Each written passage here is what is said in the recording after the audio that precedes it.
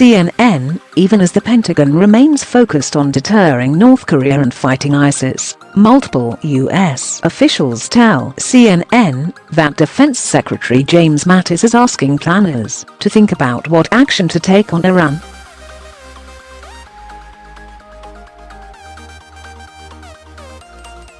Discussions are taking place on how to use the U.S. military to deter and contain Iranian activities in neighboring countries, short of a direct conflict.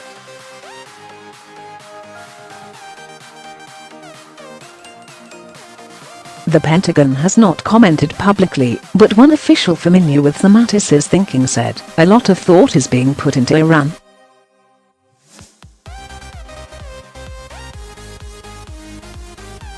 Quote, "This comes as the Trump administration is trying to assemble the equivalent of an international diplomatic and economic coalition in practice, if not in name, to counter what it sees as Iran's growing influence across the Middle East."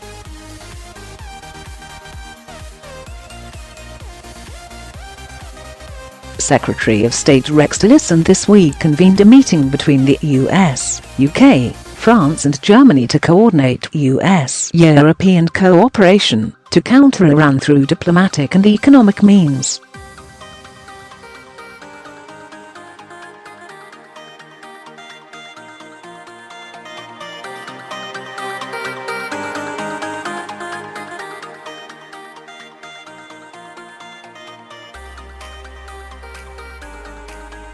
But there is a consensus about the threat of what US officials call Iran's malign influence across the region.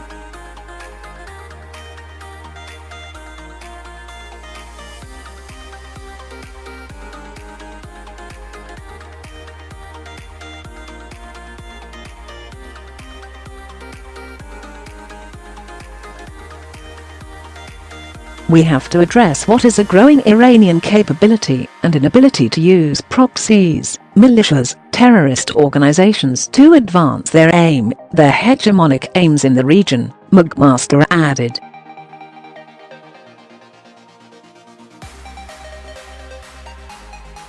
Yemen is becoming a focal point for US-Iranian tensions.The US has been supporting a long-time Saudi air campaign targeting Iranian-backed Houthi rebels in Yemen.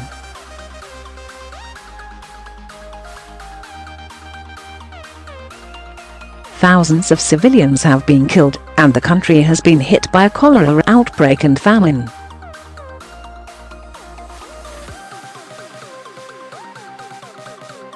The dire situation in Yemen has sparked outrage around the world.So. If the US wants to deter Iran's influence in the country, it would need to send a strong signal to allies that the Saudis have to stop airstrikes that are killing civilians and provide aid.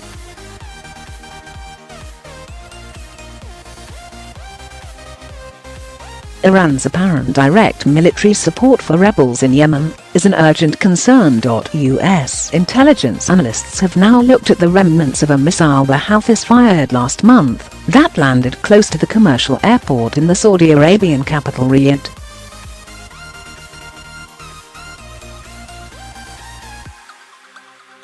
Those remnants indicate the missile was provided by Iran, and the assessment is the launcher and missile training was also provided by Tehran as part of its effort to challenge the Saudi regime.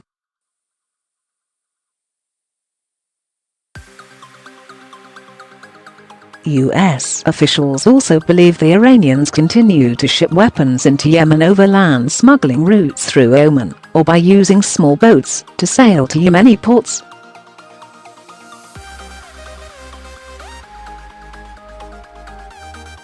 Pompeo says he wrote a note to Qasem Soleimani, head of Iran's Quds force. "I sent it because he had indicated that forces under his control might in fact threaten US interests in Iraq."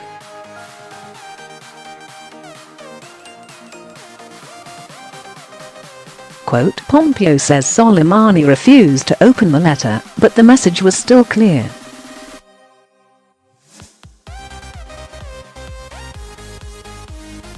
What we were communicating to him in that letter is that we will hold he and Iran accountable for any attacks on American interests in Iraq by forces that are under their control.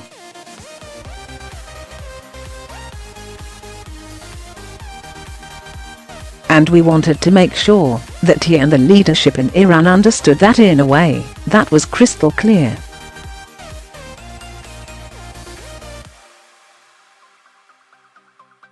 Quote, while diplomatic and economic efforts such as sanctions will continue, it's not clear how, or if, the Pentagon can develop an effective deterrence or containment strategy.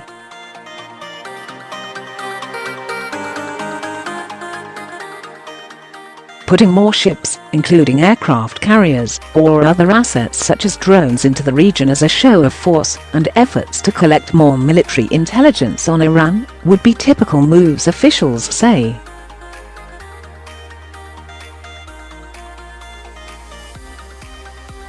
But commanders are aware many assets are assigned to current high priorities such as the Korean Peninsula, and the fight against ISIS in Syria and Iraq.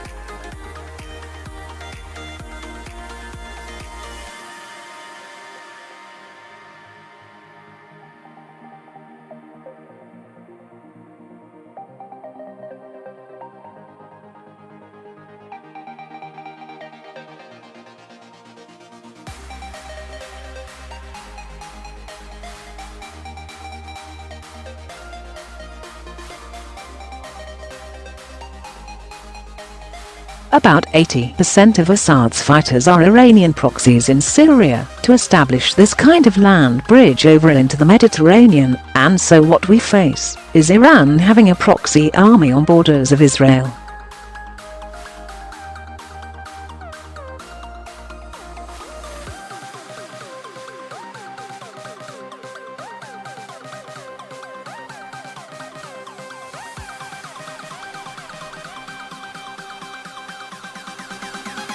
For now, there are no indications the Pentagon has launched any new initiatives on Iran, but the country's neighbors are increasingly worried.